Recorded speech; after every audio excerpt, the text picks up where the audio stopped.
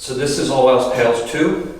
We did All Else Pales 3, or 1. We're going to do All Else Pales 3. Don't get ahead of myself. We did All Else Pales 1 in 2022, and that was featured artists from Bloomington, Indiana, and scientists who were, and worked with the artists to help them vet out their artwork, and then had a conversation about the science behind the artwork, and we had poetry created for the event and a play created for it.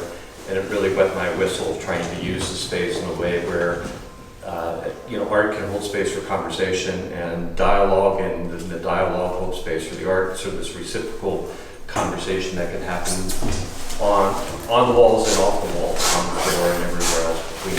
So this is really meant to be an extension of that, and hopefully we do it again in a couple of years, unless if you mention the word green, you get imprisoned.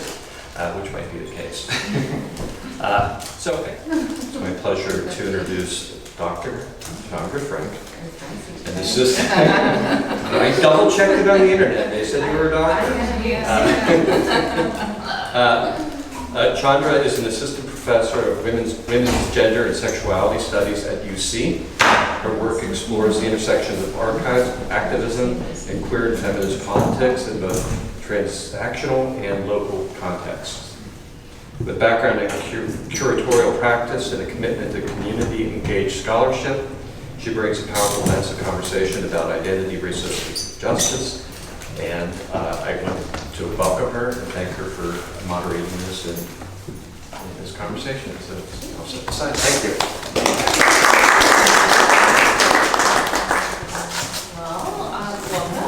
I'm so excited that we actually get to sit in this space amongst your work, and I'm really looking forward to just kind of having a broader conversation about your work, how it's situated in the larger frame of this exhibition, but also just for all of us to get to know you both better and your artistic practice. And then we'll leave a little time at the end for questions and things like that from the audience. So by way of introduction, I just wanted to ask you each if you could tell us a little bit more about yourself and your work, and how your artistic practice and the work that you've included in this exhibition kind of speaks to your relationship to ecologies and how you're thinking through that in this moment.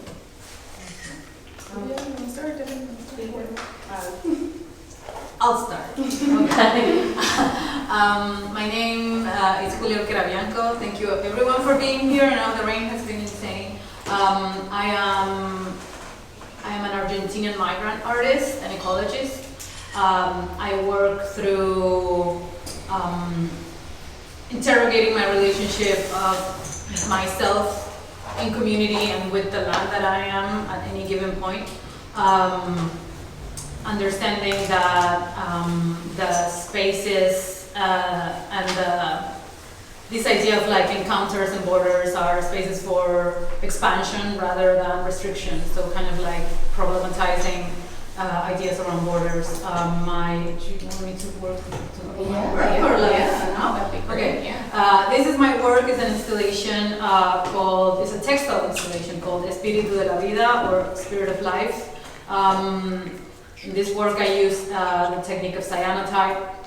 I also used and created my own like embroidery problem there, and there's text also embroidered in it, and I can talk more about the meaning of the work, but basically this work has been done in different places, Peru, Argentina, and here in the States, and it's a reflection around my relationship with medicinal healing plants, my experience with plants, and this idea of intersections between the experience of science and also the sacred, and how we can bring the sacred back to help the science.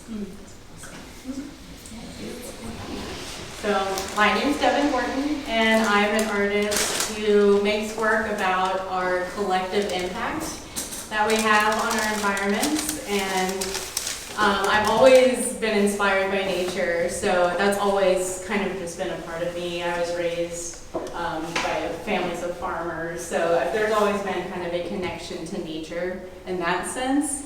But my older work was really focused on the idea of swarms and how these seemingly insignificant individuals can come together and become something fierce.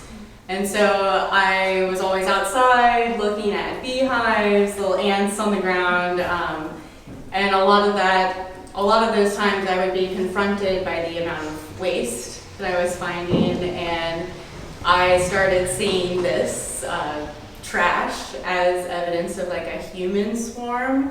And so that's really what started this. I kind of have two separate bodies of work going on here for this show. And so the work in this show is really representative of a journey that I've been on these past few years. These first three paintings are from a series that I call Penchant, which is a series of trash landscape paintings. And it was really just me processing everything that I was finding, and really just feeling immobilized by this giant problem that I was facing. And but through that series and being able to process and reground myself, I am now starting to experiment with botanical dyes. And so while this series was all about the disconnect and feeling overwhelmed, I'm starting to reconnect and trying to provide access to more things like this versus being immobilized by things like this. Thank you both so much. So I think it's important to acknowledge that we're having these conversations in the context of climate change and just kind of thinking about how often that word, that concept, work that is happening around climate change obviously also has permeated the arts. And often I think we are still kind of separating it from why are we talking about climate change, right? What are the kind of colonial imperial histories that shape the situation that we are in now? And it's been really interesting to kind of turn to the arts, because I think artists provide us with other ways of understanding and looking, right? And they offer us these different registers to really kind of unpack the layers of what we're coming up against. But I'm curious about how your work in this exhibition or your broader artistic practice, and you've both already touched upon this a little bit, but if you could kind of expand a bit on why are the arts, or why is your artistic practice kind of broadening these conversations insofar that we're not just situating climate change as something that one just has happened to us, to as if it's not tied to, we're situated in the US, so let's say US imperialism, but obviously beyond the US, kind of thinking about histories of violence and extraction and ecocides and genocides, and how can we kind of broaden those conversations? So my work is directly about consumption, and consumption is obviously very directly related to the few taking control of the many, and also just convincing the many that something cheap and convenient is somehow better. So it's definitely in connection there. And through making art like this and having these conversations in a gallery space like this, I just think it brings it up where it's on the surface now, we're now talking about it. So even though some of these images can be doom and gloom, I think it just gives you the ability to kind of process it more internally versus just reading facts on some papers. Yeah, I think, Devan, you mentioned disconnection, and I think my work, both in the more teaching arena, but also in the artistic arena, has to do with reconnection. I have the hypothesis that we are in the mess that we are because we are intrinsically disconnected from our own selves and from everything and everyone who's around us. So this idea of when I am not connected to myself, or when I'm not connected to nature, or place, or my family, or another human, or other beings that are more than humans, I can feel myself separated from them. Therefore, I can objectifying them and use them and extract from them. So all these ideas that have to do with capitalism, of course, have become like our relationships with nature, our relationships with each other become transactional. So my prayer has to do with how can we recognize ourselves as part of a greater thing, because as Devan said really well, if I read facts about climate change, it's just something that my brain can process, but I'm not emotionally connected with that. But being open to witnessing other people suffering or the destruction of the planet and really connecting with that pain and that grief, right? Because this is a very grieving moment. Really help us value life and become, life-affirming people with life-affirming activities and intentions, building communities, and really bring those things back. So, yeah, I don't know if that answered your question. Yeah, I think following up on that, your work, you're really working closely with plants and indigenous knowledge systems in Peru, amongst others, and so this kind of like shifts how we think about plants, right? And the ways in which, the different ways in which plants come into exhibition spaces. And I have been really interested in, as a curator, I'm always interested in how narratives enter the exhibition space, right? And how they're shaped and how they kind of leave or like bring tension. And, there are obviously different ways in which working with plants, whether it's like live plants in an exhibition space, which is not straightforward, and they require a lot of care and communication and anxious museums and galleries, which makes complete sense. But the way that you're kind of thinking and working with plants, I think also tells us something about these kind of hierarchies, right, between like humans and non-humans, and that part of these broader conversations about climate change is also thinking about our interdependence and entanglements with nature and kind of breaking down these hierarchies. So I was curious if you could tell us a little bit more about what does it mean to think and work and feel with plants, and especially their medicinal and healing properties, where you're really in relationship with plants in a more, I would say, just knowing from your kind of like practice and the way you work in a more kind of, holistic way in which you are in a relation. So you are in relation with plants as much as plants are in relation with you. This is not like you as a human imposing a certain kind of relationship. So how does that kind of come up in the work, and how has that experience been for you? That's a great question, thank you. I think, for starters, we haven't talked about reciprocity yet, but I was sure that someone was going to bring it up, and now it's me. So the idea of like extraction or extractivist or more like transactional in capitalist sense, relationships versus relationships of nourishment and reciprocity is really, to me, where it's at. Although I'll say I don't make a thing out of it, or I try not to make a thing out of it. I am a non-trained gardener, so I put things on the soil and see how that goes. And I think actually gardening and being in direct relationships with two urban plots of land that I've been tending to now for a couple of years already, have taught me way more than art school, and especially about what it is, or how it can feel, or how it can look to be in reciprocal relationship with place. I think there's this idea of like ceremony, which to me is important, but also ceremony is very unceremonial. So tending a garden is not cute. Like I'm sure that some of you understand and know this by experience. It's messy and we fail.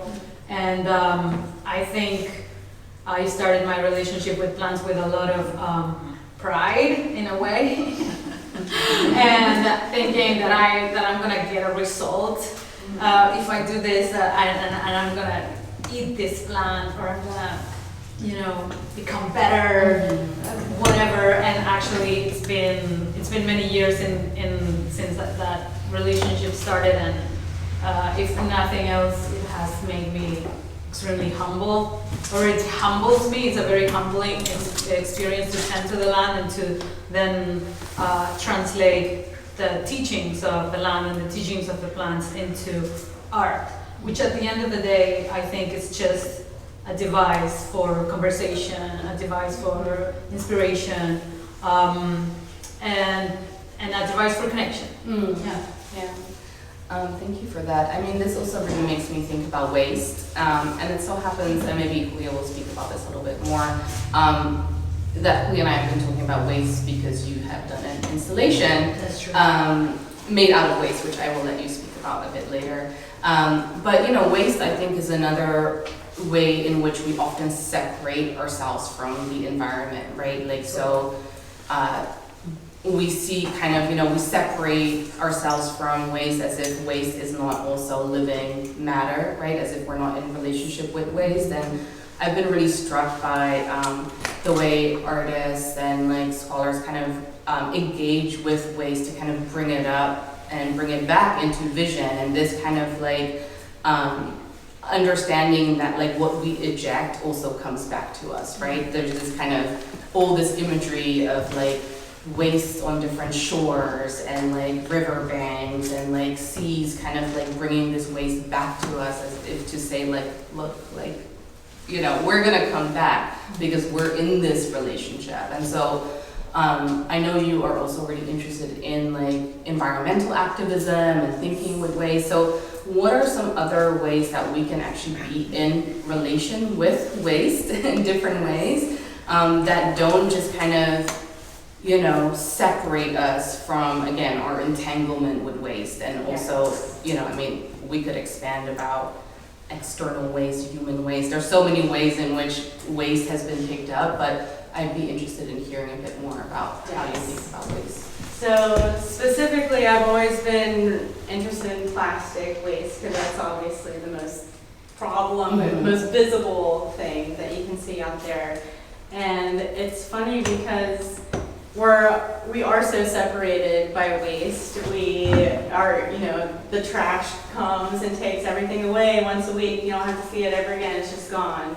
And I made a painting of Rumpke Mountain, and it's just like kind of rocky and bare. And I have had people tell me that that's not what a dump looks like. And I'm like, then you don't know what a dump looks like, because they make it look like a mountain on purpose so that you don't see it. And so that's all of this was about, just like calling attention, like this is here. And once I started seeing it, it became like red flags. So I was hoping with this series that other people would start to notice, like this is everywhere. And we individually create a lot of it. But honestly, as far as like tackling that problem, one of the biggest resources in Cincinnati is the Cincinnati Recycle Reuse Hub.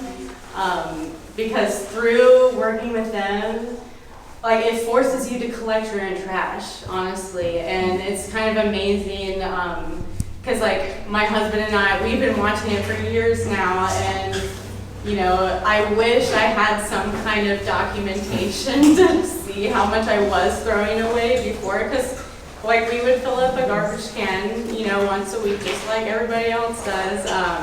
But now we take out the trash like once every 2 weeks, and we have to like remember to do it. And we collect all of the plastic that we do still buy, because taking things to the Recycle Reuse Hub forces you to actually think about the things that you're buying and can I recycle this later. But a lot of the things, like the number one plastics, like the salads, and you're trying to be healthy but you still have to consume these things, you can collect those and just actually see that. And I think just actually seeing that is like the most important thing you can do. So even in a place where the Cincinnati Recycle Reuse Hub doesn't exist, I think just collecting your own waste for a week would just like shock everyone.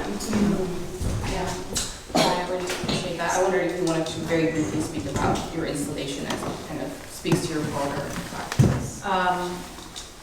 Yeah, I can briefly mention it, but I also have some comments on that. I got a commission from Great Parks, so if you're in Winton Woods, please go see it. Got a commission from Great Parks to make an installation made out of like recycled materials, and I spent some time picking up trash from the banks of the lake shore of Winton Woods Lake, and it was really eye-opening and extremely heartbreaking.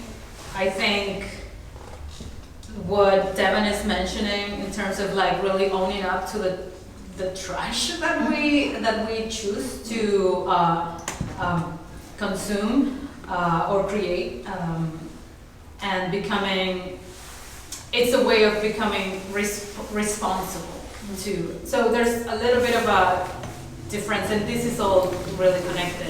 This idea of like, if I create or like really intentionally pursue a relationship with my trash or like with my waste, then I know that there's a part of me that is responsible for creating, consuming, and then disposing of this waste. The same goes for nature, right? Like when I understand that nature is out there, I can ignore it, or I can like become in relationship with her.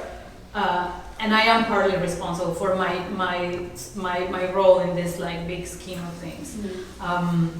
So I think that this idea of like really connecting instead of like ignoring or like putting some kind of wall between myself and waste or ideas around consumption or the way that we really engage in consumption, and really like owning up to my part of my responsibility is part of the problem. Understanding that we're humans, we're wasteful, we're just gonna create waste. There's no way that we're gonna be like 100%, innocent, or our own existence is already creating an environmental footprint, and that's okay. We don't have to like feel guilty. This idea of like guilt as this agent that is completely paralyzing versus action, right? Exactly. You said it's like, okay, I'm not gonna stay here. I'm just gonna own it up to my part of me being kind of part of the problem, my part of responsibility in it, and I'm going to do something, what I choose to do to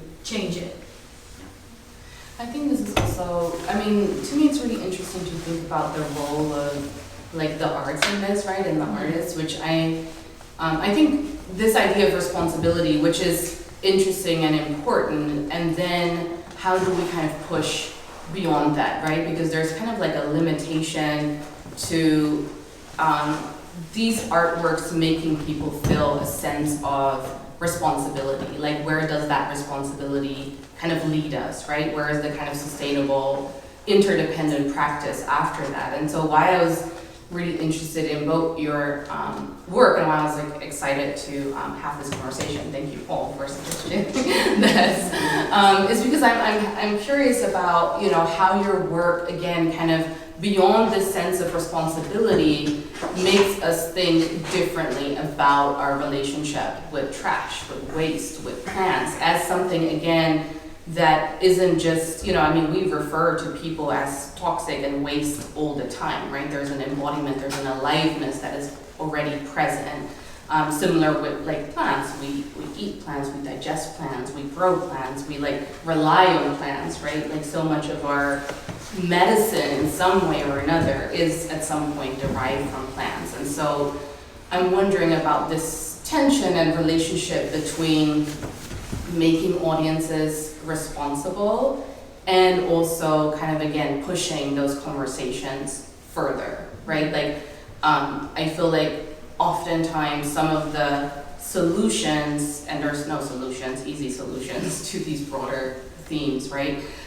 Is to be more responsible or to kind of, be more mindful of all of these things are helpful. But then what are the ways in which we actually kind of rethink the ways we're in relationship with each other? And in this way, even just in Cincinnati, I think it's really interesting to see that there is actually somewhat of an ecosystem, right?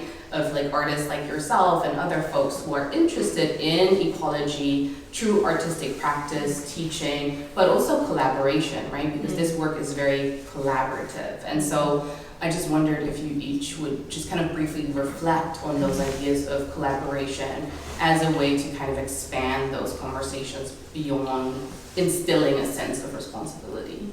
I think as an artist, especially with the work that I'm doing with botanical dyes, is just providing access.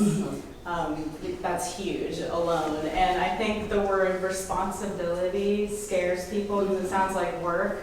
But I think that when it's like reciprocal, you know, it's when you give the work in, you're rewarded with abundance. So I think that just has to be a constant reminder, like this work isn't for nothing, like it's literally magic. And so like working with the botanical dyes, that's how I always feel like it is a lot of work and it's very frustrating and I don't understand a lot of it most of the time. But when it does work, it feels like magic and that alone is worth it.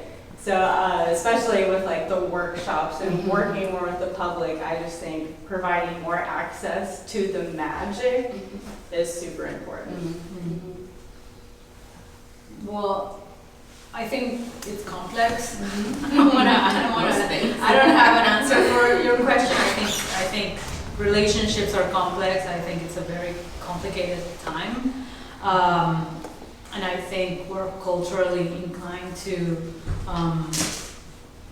just try to simplify this very complicated and very like layered and really interesting situations we're in. It is a hope of mine that my work does more than make people feel one certain way, right? It's the work is just a result of a process. So the work is, I made the work for myself. Yeah. I created a problem that then I had to create a solution for. This is how I talk about artists. But then once the work is out there, what can the work do? That we can only hope that it creates, aside from a single lens of like a single response, more like, okay, so wait, like I can be in relationship with plants. Maybe I am in relationship with plants. We're not making a big deal out of it. But I do have a garden, so I do understand the rhythms of nature. How can I be more aware of that and do it more intentionally? How can I become involved with like native plants and, or regreen an urban space? Or what is the history of the neighborhood where I'm in and how can I impact that from like an environmental or through an environmental or artistic lens? So I don't know. I do hope that the work inspires and really puts people into like action, but that's something I cannot control. Yeah. No, and I think this is why these conversations are so important, right? Because it's as much as you're working with an ecosystem, we also work with an ecosystem in the arts, right? And so what has been termed like the ecological turn. I'm sure many of you have been to exhibitions that grapple with nature and ecology and the environment. Every major art institution has had an exhibition grappling with these themes and hopefully will continue to do so, right? And so I think it's like, speaking of responsibility, I think it's like a shared kind of responsibility between like art institutions and curators and artists and, people who write about art to kind of think about where we envision the conversations going, right? And so I'm always really excited by this kind of practice that you are all doing because it kind of shifts the narrow frameworks, right? Of like, artists who are talking about climate change, artists who are talking about the environment. Like once you start kind of unpacking the layers, which I wanted both of you to speak a little bit about. You already started speaking about botanical dyes and cyanotypes, but I think the materiality of the work is also really important, and it's another layer or register through which we can understand this interdependence that is already at the heart of your practice. So Yeah, I was wondering if you could say a little bit more about the materials you use, the kind of relationships, the process of dyes. I had the pleasure of painting with some of your dyes last summer, which was so fun. I have seen you work on cyanotypes. You know, we've had many conversations about it, but I'd love to hear a bit more about your practice, like, you know, working with the sun and just like, you know, trees and plants, and like tell us a little bit more about how these works have come to be, the materials. So I went to Northern Kentucky University, and it's a pretty traditional school. So if you go to school and you're like super into color, you're either going to be an oil painter, an acrylic painter, or watercolor painter. And that's just kind of like the streamlined version. If you want to work with color, this is what you do. And so the first group of paintings here from Penchant, it's me just talking about a problem and processing it the way that I knew how at the time. I was an oil painter, so I'm pouring all of this out through oil paint. And through this series, I just started a lot of self-analysis and started really looking at the way that I am personally consuming, and that started with just the things that I was buying. But it also started trickling into the way that I make art, because oil paint in itself is mineral extraction, it's toxic, it's very bad for the environment. And that started bothering me a lot, because that's like, this is who I am, this is what I do. But now the oil paint itself started to not align with my values. So I started experimenting with all kinds of different ways to make art more sustainably, and what's sticking right now is with botanical dyes. And again, it's very chaotic working with it. It's not like a streamlined process. Every single dye is a completely different process. And there's all kinds of contradictory information online, and it really does just take you experimenting it and like figuring out yourself, and lots of practice.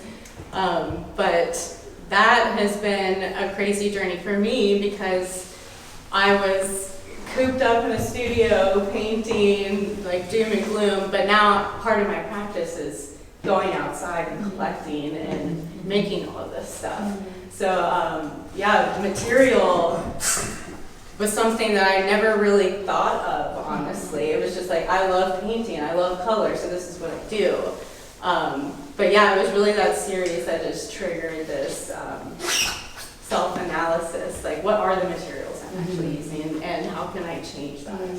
Yeah, and it's very exciting. I mean, I'm still thinking about the marigold color and the walnut. And they're magic. Yeah. Yeah. It's really, I know, just it gives you a different relationship with like paint, like altogether, and knowing you sharing a bit about the process, and you know.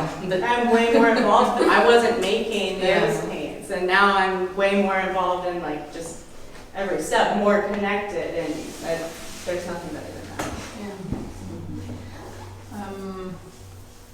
Well, I think for me, what can I say? I started working with cyanotype, which is a kind of printmaking or photosensitive process that involves, it's one of the photographic processes that are the least pollutant on any photographic processes.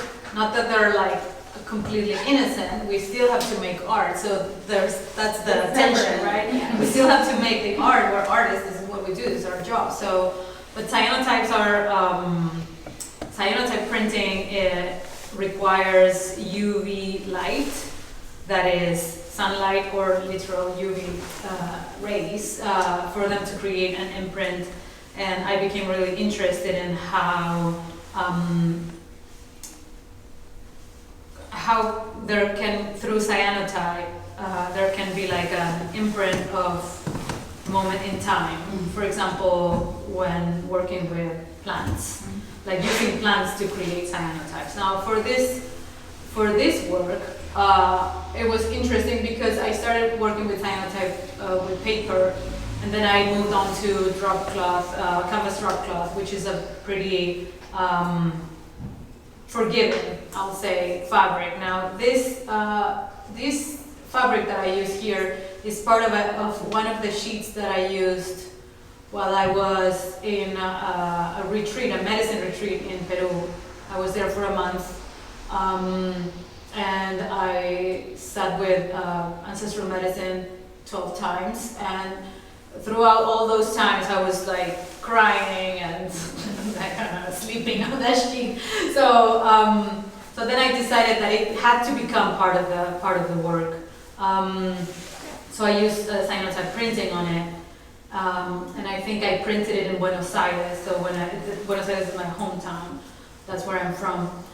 So some of here's where we intersect is like I didn't know what was going to happen because this fabric is really different from anything else that I have used. So the imprint was different. It's kind of like a ghost spring. And then in these pieces of tapestry, there's the depiction of a couple different elements. In the retreat that I was in, which is called traditionally a dieta, is led by the Shipibo peoples in the northern part of the Peruvian Amazon. They prescribe certain plants that you consume every day, aside from the traditional intake of an ancestral medicine that they use called ayahuasca. So you are drinking different plants every day, plus then you're sitting with ayahuasca a couple every so other days. The plants that you consume every day are called master plants. These are plantas maestras because they teach you.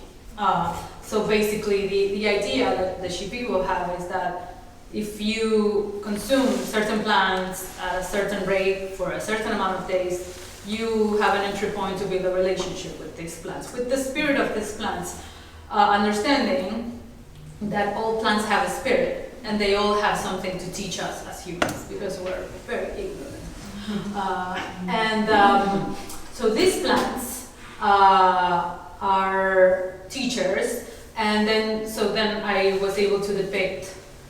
I'm gonna try and be brief. Bobinsana, which is plant for the heart, cacao, which is also for heart and strength, Niwera, which is divine light, and then Chiricsanango, which is a plant that is used for strength, the strength of spirit, strength of physical strength. And then the other bigger plants that you see, that like the leaves are from Buenos Aires.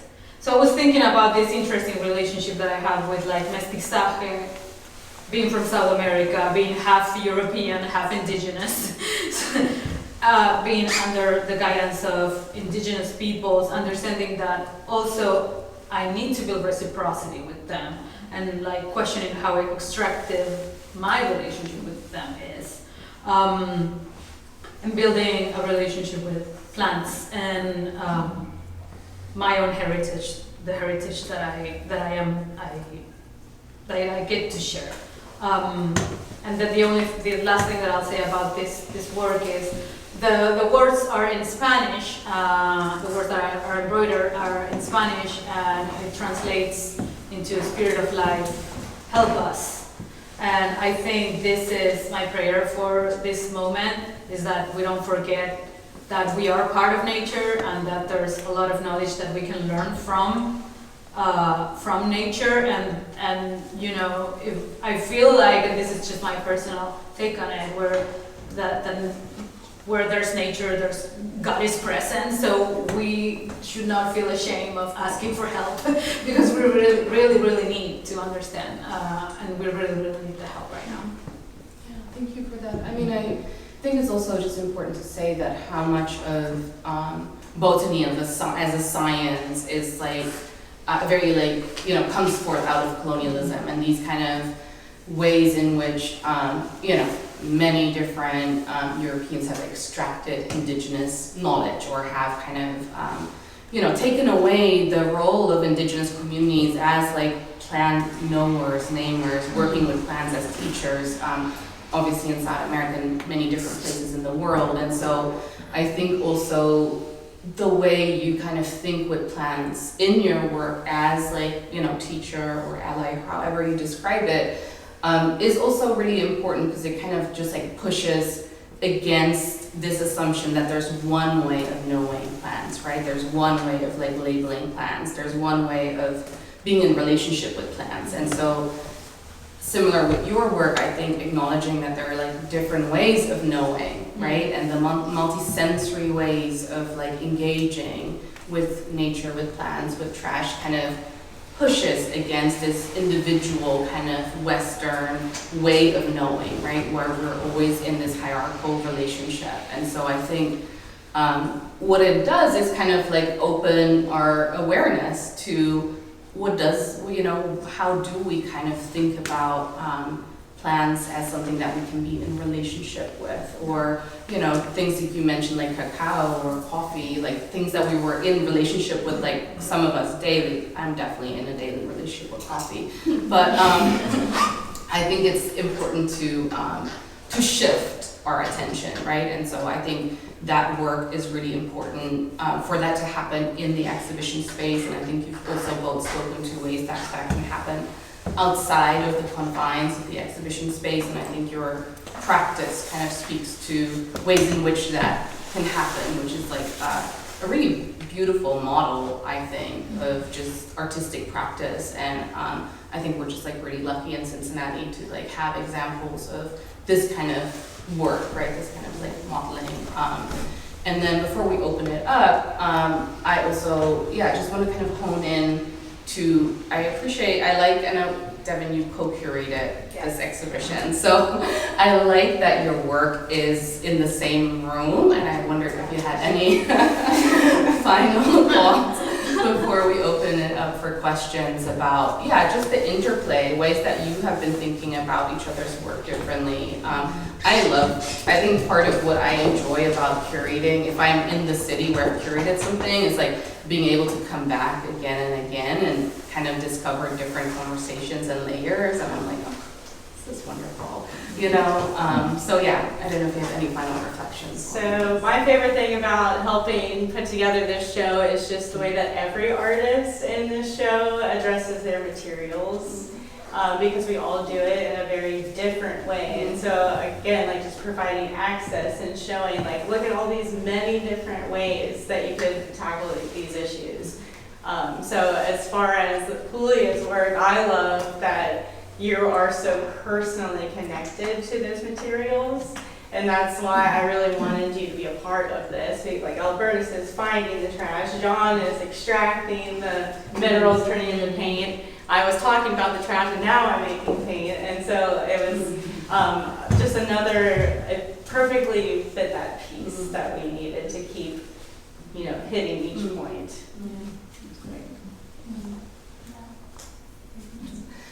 I guess we'll open it up for questions. I mean, we could go on, I think. Yeah, I know. For sure, I wouldn't, but,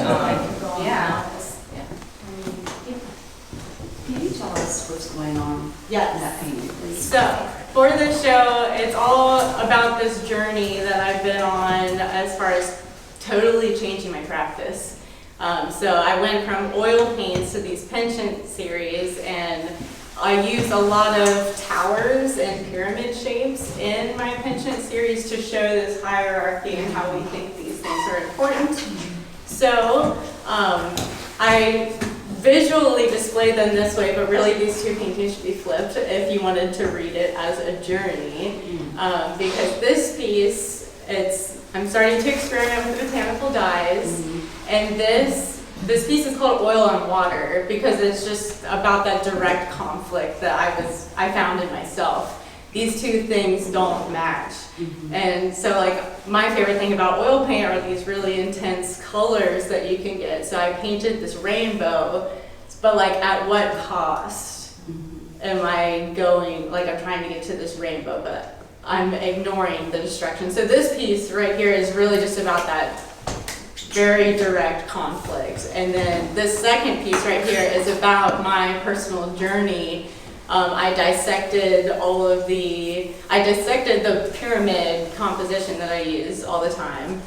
And also it's all of the poisonous minerals that make up oil paint. So I'm confronting my materials in this piece. And then my new work is just botanical. So I wanted to make these feel more like a journey.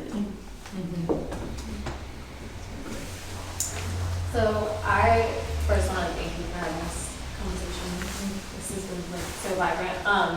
My question is, my work deals with like similar concepts, and a question that I get often is like, you're not a scientist, you're an artist. And so like I think that especially like in the Western lens often, especially with like ideas and issues like climate change, it's like we look to the scientists. So my question is, how do you navigate that, and how do you express the importance in being an artist and dealing with these concepts? Because I think that art and science are so, they need to be together. They're collaborative and they go hand in hand, but I think often we separate them in Western society. So I'm just curious, how do you navigate that?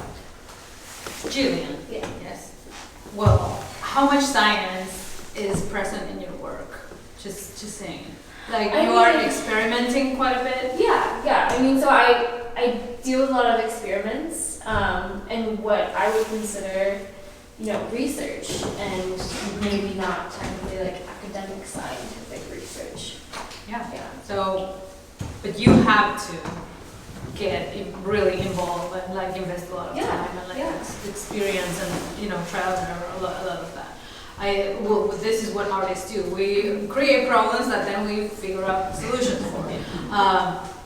I think the importance of art, speaking to these issues, has to do with affect and affection, like literal love. This is what I'm just gonna go out there and say. The art has incredible the power to really impact and affect people. So because it's sensorial, because it touches your heart, because it can be because it's a physical experience, and maybe if you read a paper on climate change, we talked about this, right? You're like, okay, I see all these facts, I don't feel them. So how do we translate all this knowledge into a sensorial feeling, affection, full of affection experience? We have to love something sometimes to care for it. So I think we are in a pretty unique position, and it's a great privilege, and it's an incredible. It's a tool. It's a device. It's something that we can use in ways that people will feel hopefully affected more deeply than just like science. The science is great. I do think there should be more collaboration between scientists and artists as far as like bridging these out there concepts that some scientists are working on. Artists can bring that at a much more simplified level just so that everybody's on the same page. And I think that an artist collaborating with a scientist can do like incredible things. John is working with a chemist at OU extracting those toxic minerals out of an old coal mine and turning them into pigments, but he does that because he's working with a scientist. And so there needs to be more incentive for that, I think, because I feel like I reach out to people all the time wanting to collaborate, and people a lot of times are just like, oh, like, that's kind of weird, and I can just tell that they don't like take me seriously, but it's like, no, listen. So I think it just takes just constantly reaching out and finding those connections. Like, you think they're out there and possible, it's just not as available as they should be. And there's some good artist residencies where for artists and scientists, like collaborations, which is like so important as both the arts and the sciences are being like violently like attacked in this political moment. So even for us that are like between the arts and academia, it's really important to like, again, break down some of those hierarchies. Hi. I guess first I just want to thank Paul again for catalyzing this, and this conversation is fabulous. And very much as you're saying, I think we need to think across disciplines between the scientists and the engineers and the artists and musicians to be able to reach people. And as a research engineer, we published a long time, but those publications don't reach the average person. And I think it's through art and music that we can bring that emotion and bring that passion to bring about action. And I think as well, we have just right up the hill here, US EPA's Office of Research and Development is one of the national research centers for the country. We do the critical research on waste and water. It's here. However, just as of yesterday, the Office of Research and Development, as we know it, since the inception in the Nixon administration, was abolished yesterday. And so we're losing probably close to 3/4 of our people. So I think the time and the action to look at the science, look at the engineering, look at the art, and communicate to people is necessary. Especially holding just conversations like this one and bringing us all together so we can be in the same room and have these conversations. If things are getting cut like that, all we have is each other. And so we just need to remember that. Yeah, yeah, collective grief, collective processing is really important right now. Interesting. I think there's the word creativity. A lot of people are like, I don't even have creative bone in my body, and and because artists paint and create things, they're seen as the creative ones. But you go, what are scientists doing? In both in a positive and a negative way, in the creativity, the use of materials and minerals and stuff like that. So this whole concept of trying to combine the two of them, and really the idea of a residency between a scientist and an artist, to me, is really fascinating. And again, Devan has mentioned what John is doing with chemists and scientists to create his work, and really expanding the idea of what creativity is beyond those of us who get to call ourselves artists, and celebrating it, right? And not acknowledging and celebrating how it exists within the world at large. So I think that's, this conversation regarding that here is really fascinating to me, from the breakdown of it to the use of the sun in it, which is a scientific experiment. And I know Julian's using SCOBY, so she's using, it's science with fermentation. So really fascinating intersection between the sciences and arts. So thank you for talking about that. Thanks, Paul. Thank you for having us. And thank you to both of you. I've had the pleasure of taking one of your workshops and then starting with you, Devan. I'm really grateful to be here, and as an educator, I'm very inspired with your learning journeys. And so what I'm curious about, if you're comfortable to share, were there any defining moments in your life that led you to be more environmentally minded? Because I know you kind of talked a little bit about that with your art, but sort of beyond that, what brought you awareness to the work that you do in your life? I think,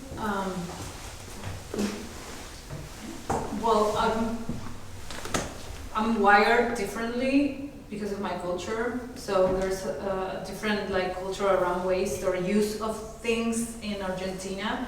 And this has to do probably with the material conditions of living in a, if you want to call it, third world country. So resources are way more scarce. You take care of things, they need to last. So to me, it was actually a cultural shock to come here and see the culture of consumption here. So I would say that was a defining moment. But wait, that happened in Mexico first. So I lived in Mexico for a few years before coming to the States. And already there, there's a culture around the way that waste is just so normalized. It really shocked me. I think in terms of plants, nature, kind of turning to nature for answers or solace or relief. I think to me, pandemic times were really defining. So when in 2020 I was living in Los Angeles, California, and because there was nothing else to do, and also I was always very nature inclined, that I started volunteering for California Native Plant Society, really learning about plants. I didn't know anything about them. And then when I came to Ohio in 2021, I spent some time at United Plant Savers, it's a local organization that you all should know. Big shout out to them, we love them. And they have a plant sanctuary. They have turned this, how many acres? 400, 800, that's a lot. It's a bunch of pieces that connect to, I don't even know. End up being like something like 1,200 acres of former pasture land into native forest. And they do assessments on at-risk plants, native medicinal plants. So I spent 2 weeks there, and it was really, I mean, what can I say? So that was a very defining moment, and yeah. Yeah, so for me, I kind of mentioned it earlier as far as where I was with my older series and thinking of like swarming insects. I was always like looking for that outside anyway, but I think it was looking for the tiny things that I was like always looking at the ground. I wasn't looking at this broader landscape anymore. I was looking at tiny things on the ground. I started finding more and more trash when I started doing that. So that's what caused the shift there, as far as like I'm leaving painting these like organisms and now I'm painting trash. And then honestly, the leap into botanical dyes, I think, came from reading Braiding Sweetgrass, because I was creating this series. And same thing, it was like during the pandemic, I was kind of just spiraling, and I read Braiding Sweetgrass. Me too, I did it then. And that's really what, she talked about how like people love nature, but like they don't know what this plant is. They don't know, like, and I realized like that's me. I don't know, I can't identify tons of plants out there, like native plants. I know like the things like that people have in their lawns all the time or whatever, but like actually knowing the plants that I'm like in love with, I didn't know. But reading that book is kind of just what called attention to that, and that there's another way of doing things. So really that book was huge. And I'm gonna add to that, because I think that Braiding Sweetgrass, for whoever hasn't read it, I highly recommend it. So Robin Wall Kimmerer, she is part of the Potawatomi peoples, and then she's also like a doctor in like biology. Yes. I want to say that, but don't quote me on that because I'm probably messing up. But so what she does is she really builds bridges. Ancestral knowledge versus exactly. It's like there's like the indigenous wisdom, the science. These are in relationship. These are in conversation. We can do the same. Like, of course, it's important that we learn to ID plants, but it's also important that we love them and that we just observe them and understand how they operate, what they like. It's like, and I think just to add to it, like say something else, is this idea of like personhood, right?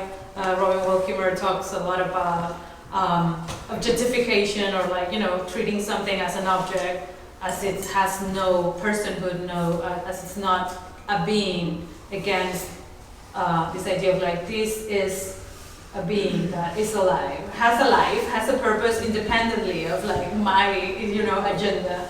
And then when we give that, because it's a gift, when we give that to these other beings, then we are also understand that this idea of relationship in a different way. It's not something that I can utilize. This being has their own life. So how can I treat that life with respect and be responsible? That's a great note to end on, this kind of idea of interdependence. And I don't think it's like a coincidence that this idea of interdependence comes up in Robin Wall Kimmerer's work, but also disability justice activists continuously talk about interdependence, right? Politics of care, the pandemic, the ways in which we are in relation with one another. It's really like something that's lived. So yeah, I'm just really grateful that we got to think about all of this alongside your work. And thank you for everybody for coming. This was really fun.